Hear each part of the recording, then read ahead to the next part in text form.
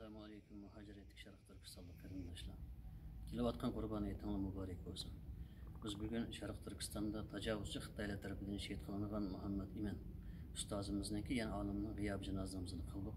Bununla Allah razı olsun köp kırındaşlarımız kelip ketildi. Bazı bir insanlar yani Xitay konusunda işleydiğen et uygulayan bazı bir hayırlar, bazı vakit çıkmaganlar kelip ketilanmadı. Meyli Allah ulanın ömrünü uzun kılsın.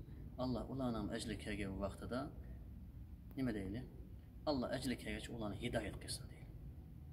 Kırındaşlarımız inşallah biz bunun keyin vatanımız Şarkı Türkistan'da mana shunday g'iyab janoza namozlari, şehit namozlarini qilishimiz uchun vatanimizning mustaqilligiga muhtoj. Buning uchun amaliy harakatga muhtoj.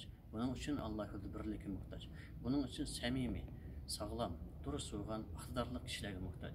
Shuning uchun vatanimiz Şarkı Türkistanning mustaqilligi uchun ulug' bayram arifasi deydiganim iqtidorli bo'lgan, qo'ldan ish qiladigan, iymonli bo'lgan, e'tiqodli bo'lgan, samimiy bo'lgan har bir Şarkı Türkistanliklar birlashaydi. Birlikte vatanimiz Şarkı Türkistan'ın kök bayrağını vatanımızın asmanına tikleyli. Allah hak mübarek Subhanahu ve Teala bizge yarhem yardımcı olsun. Allah hemmen razı olsun. Esselamu Aleyküm ve Rahmetullah.